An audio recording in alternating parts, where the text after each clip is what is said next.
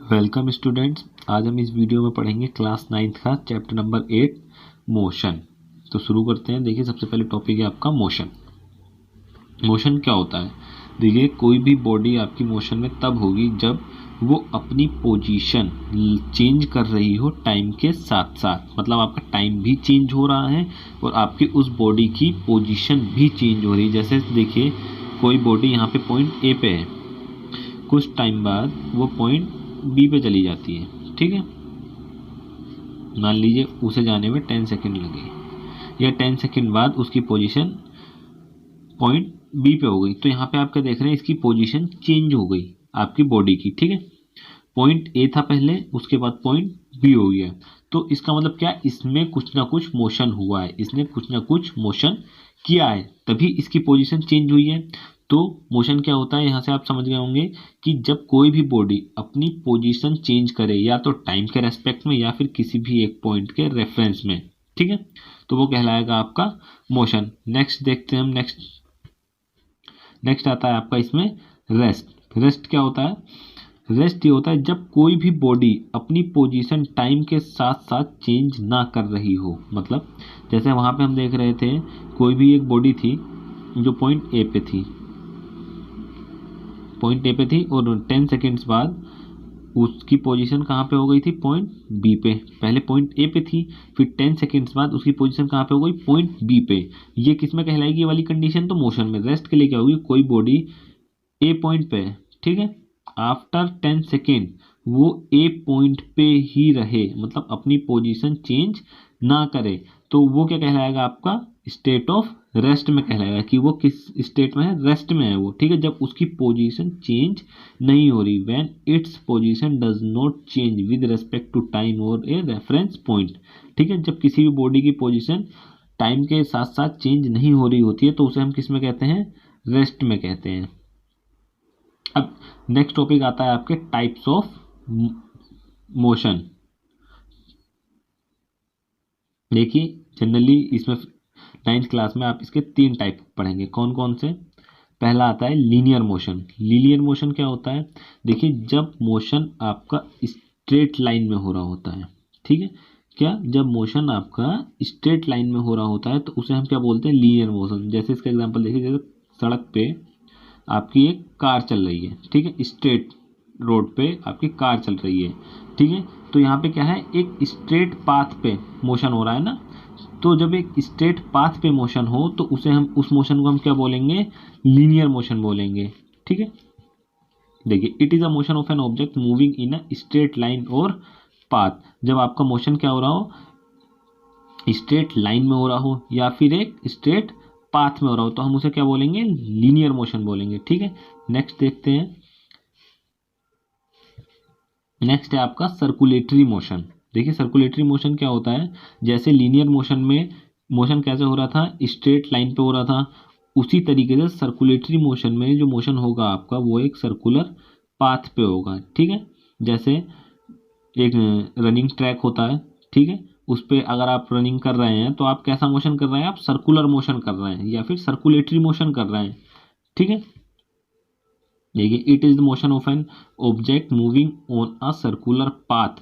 जब किसी भी सर्कुलर पाथ पे ऑब्जेक्ट क्या करेगा, मूव करेगा, तो वो मोशन कैसा कहलाएगा, आपका सर्कुलेटरी मोशन। ठीक है, नेक्स्ट देखते हैं हम। नेक्स्ट आता है आपका ऑसिलेटरी मोशन। देखिए, ऑसिलेटरी मोशन क्या होता है? Oscillatory motion is defined as the to and fro motion of an object from its mean position. देखिए, ये थोड़ी समझने वाली बात है। मीन पोजीशन क्या होती है? सबसे पहले मीन पोजीशन मतलब उसकी ओरिजिनल पोजीशन। मान लीजिए उसकी मेन पोजीशन ये कह रहा है, अपनी मेन पोजीशन से टू एंड फ्रो, मतलब आगे और पीछे जब उसमें मोशन हो रहा होगा अपनी मेन पोजीशन से।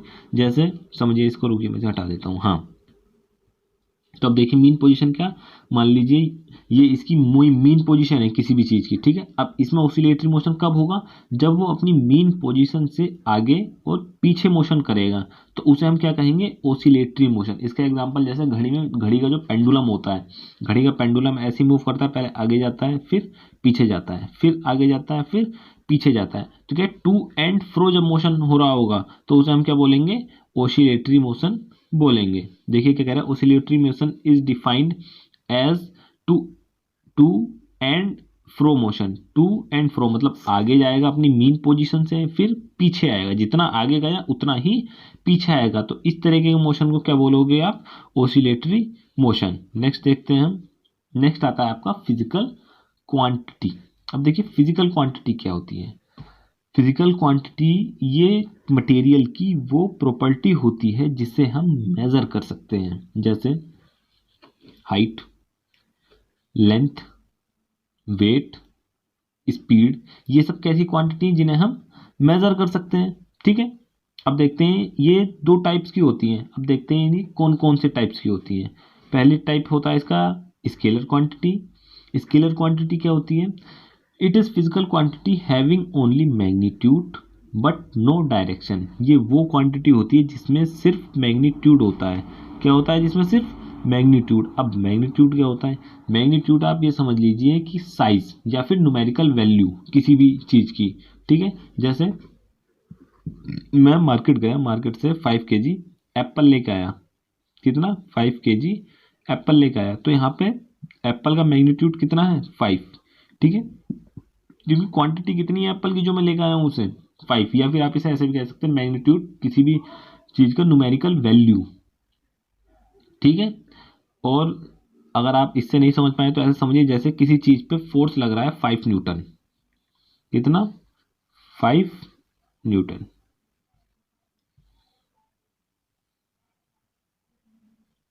अगर मैं कहूँ कि यहाँ पे फोर्स का मैग्नीट्यूड कितना है तो आप कहेंगे यहाँ पे फोर्स का मैग्नीट्यूड 5 है, या फिर 5 न्यूटन फोर्स का मैग्नीट्यूड है। ठीक है, मैग्नीट्यूड मतलब उस पर्टिकुलर चीज़ की क्वांटिटी जिसके बारे में हम बात कर रहे हैं। तो ये कैसे होती है, स्केलर क्वांटिटी। इसका एग्जांपल स्पीड, डिस्टेंस। स्पीड और डिस्टेंस क्यों क्यों, जैसे मान लीजिए किसी भी कार की मैंने स्पीड पूछी तो आपने बता दिया उस कार की स्पीड मान लीजिए 45 किलोमीटर पर आवर है। तो देखिए यहाँ पे सिर्फ मैग्नीट्यूड है, यहाँ पे कोई डायरेक्शन नहीं है। इसमें क्या कहा है, it is a physical quantity having only magnitude but no direction. तो देखो यहाँ पे सिर्फ मैग्नीट्यूड है, सिर्फ न्यूमेरिकल वैल्यू दी हुई है ना 45 किलोमीटर पर आवर। यहाँ पे कोई डिस्टेंस तो दी नहीं हुई है, साउथ नॉर्थ ईस्ट वेस्ट। ठीक है, तो ये कैसी क्वांटिटी है आपकी, स्केलर क्वांटिटी है स्पीड। इसी तरीके से डिस्टेंस हो जाएगी आपकी, जैसे मान लीजिए 100 मीटर। ठीक है, अब यहाँ पे कुछ वो तो दिया नहीं है इसके साथ यूनिट, क्या बोलते हैं, डायरेक्शन। अगर यहाँ पे डायरेक्शन गिवन होती इसके साथ, ठीक है, या स्पीड के साथ डायरेक्शन गिवन होती तो वो कैसी क्वांटिटी हो जाती, वेक्टर क्वांटिटी। अभी हम आगे डिस्कस करेंगे वेक्टर क्वांटिटी क्या होती है। देखिए अब देखते हैं वेक्टर क्वांटिटी। वेक्टर क्वांटिटी क्या होती है, स्केलर क्वांटिटी हमने देखा, स्केलर क्वांटिटी क्या होती है, ये वो क्वांटिटी होती है जिसमें सिर्फ मैग्नीट्यूड होता है। और वेक्टर क्वांटिटी में क्या हो जाएगा, मैग्नीट्यूड प्लस डायरेक्शन, जिसमें मैग्नीट्यूड भी हो और डायरेक्शन भी हो, वो कैसी, वो क्या कहलाएगी आपकी वेक्टर क्वांटिटी। स्केलर क्वांटिटी में क्या था, सिर्फ मैग्नीट्यूड था। स्केलर क्वांटिटी में सिर्फ मैग्नीट्यूड था। वेक्टर क्वांटिटी में क्या होगा, मैग्नीट्यूड भी होगा और डायरेक्शन भी होगा। इसे हम क्या बोलेंगे, वेक्टर क्वांटिटी। जैसे अभी हमने पीछे एग्जांपल देखा था, रुकिए मैं इसको हटाता हूँ। अभी हमने पीछे एग्जांपल देखा था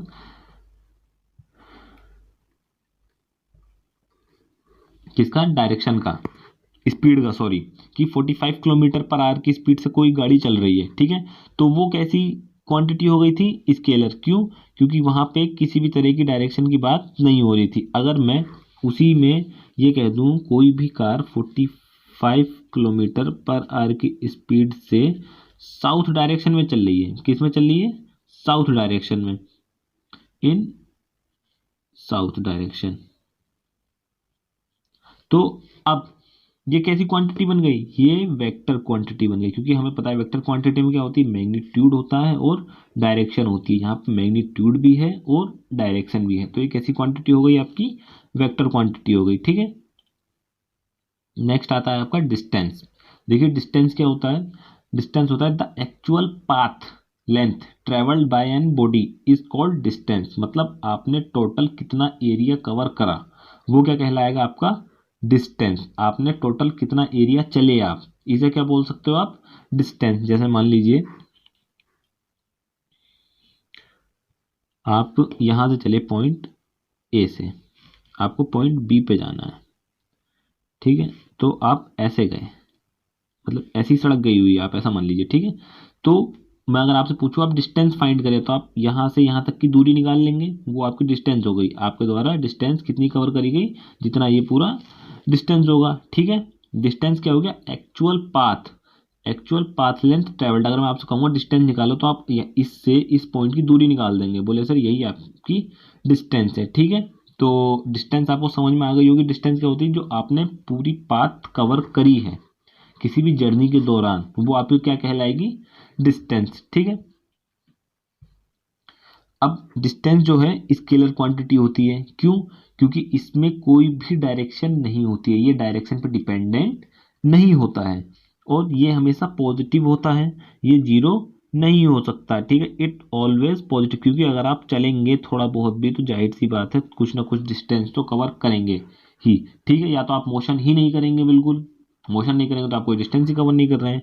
और इसकी एसआई यूनिट क्या होती है, मीटर, ठीक है। डिनोट किससे करते हैं हम इसे, एस से करते हैं।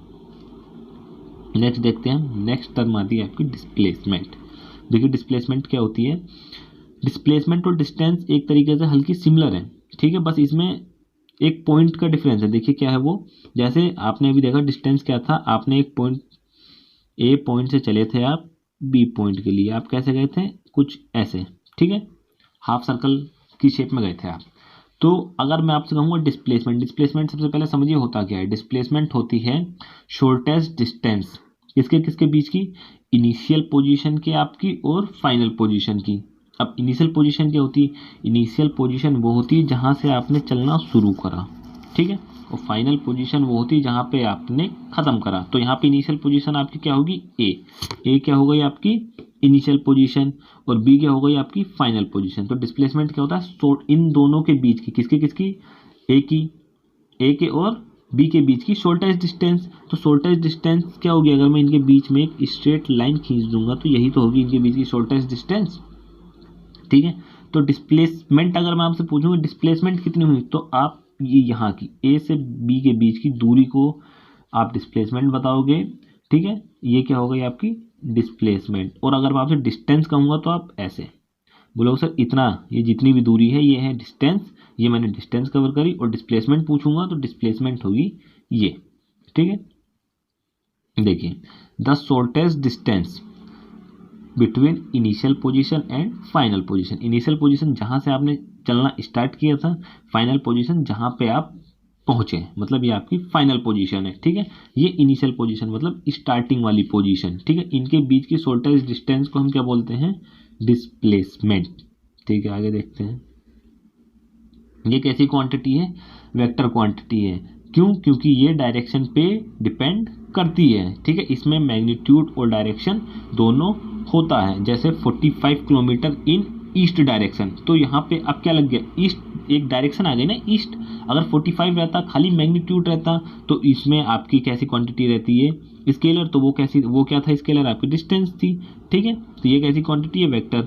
आगे देखते हैं, ठीक है। इट कैन बी पॉजिटिव और जीरो, ये पॉजिटिव भी हो सकती है और जीरो भी हो सकती है। अब जीरो कैसे हो सकती है, ये देखिए, जैसे मान लीजिए अब डिस्प्लेसमेंट के आपको याद रखना है फाइनल पोजीशन और इनिशियल पोजीशन के बीच की शॉर्टेस्ट डिस्टेंस।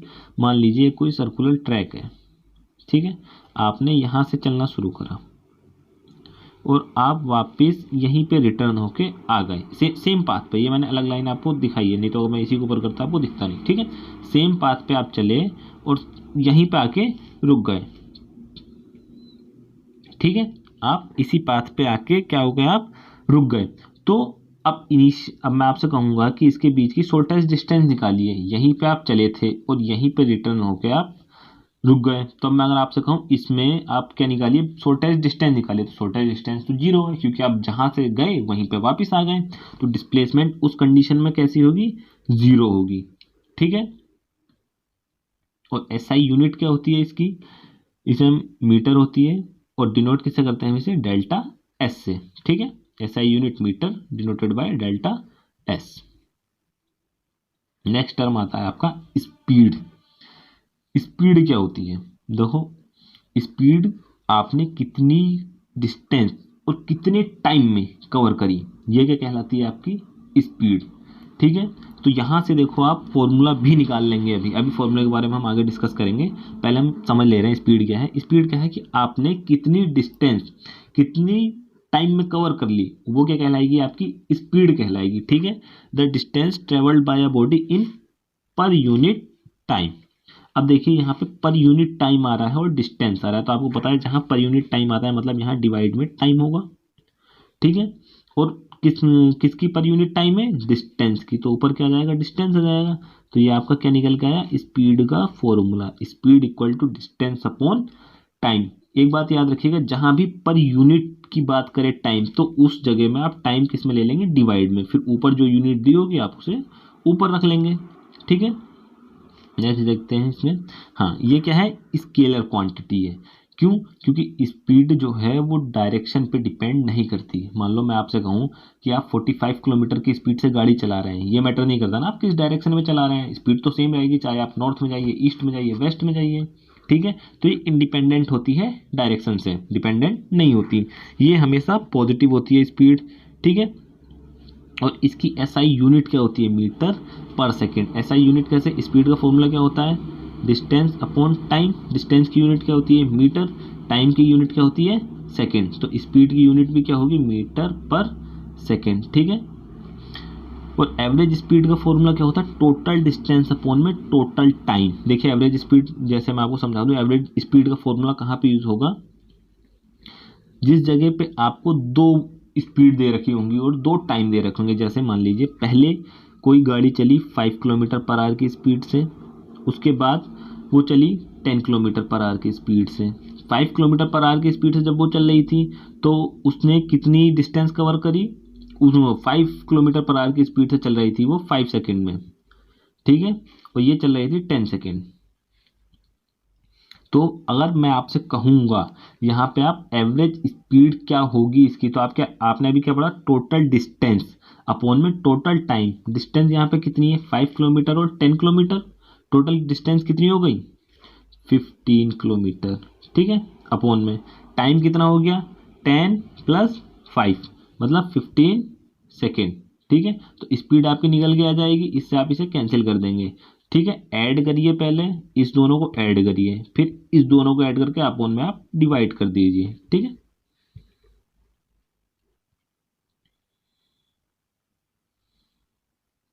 अब नेक्स्ट टर्म आती है आपकी वेलोसिटी।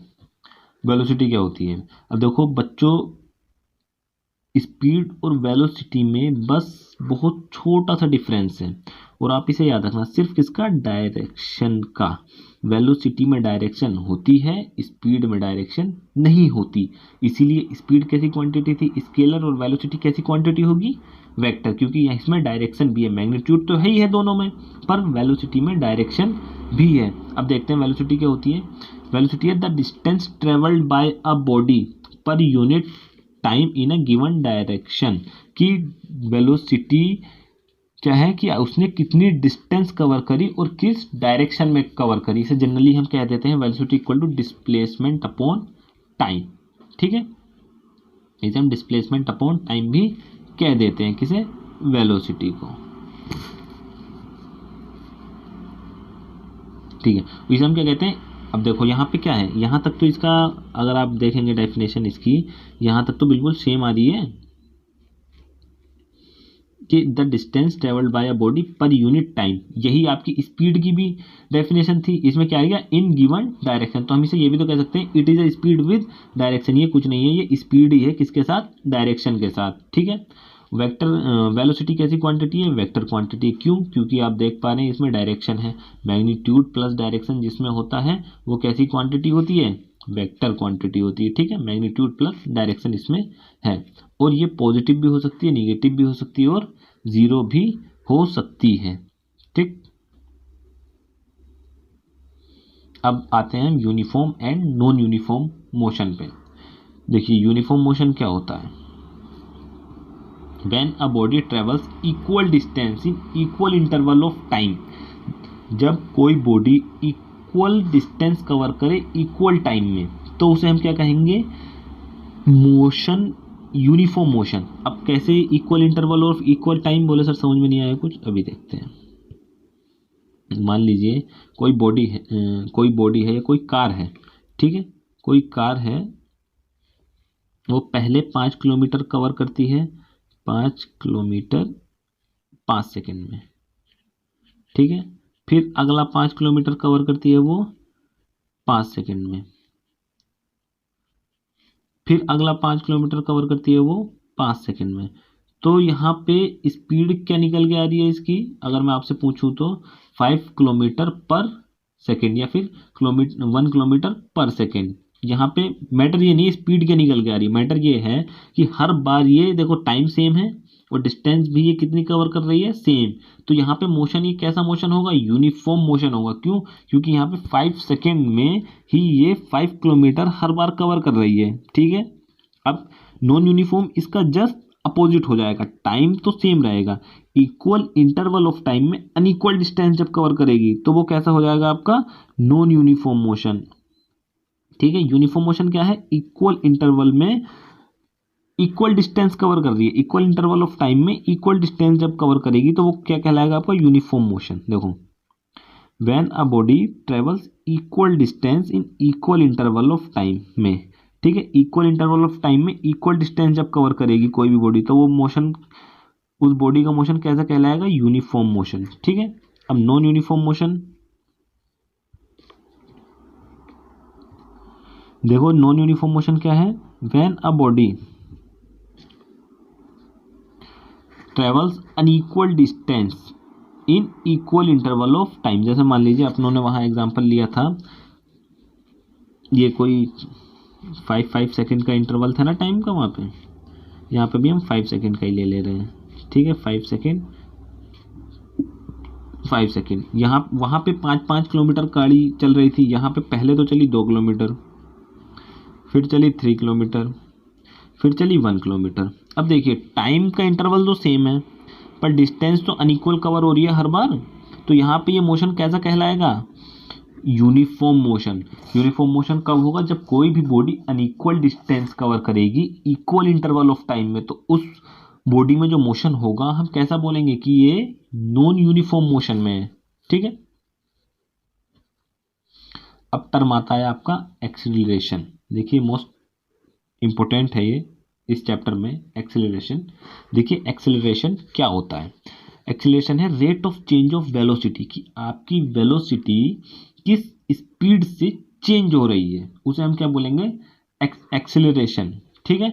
और किसके रेस्पेक्ट में हो रही है, टाइम के रेस्पेक्ट में हो रही है। अभी आपने पीछे क्या पढ़ा था कि जहां भी रेट आ जाए आप अपोन में क्या लगा देंगे, टाइम लगा देंगे। तो यहाँ पे क्या है, the rate of change of velocity of an object with respect to time is called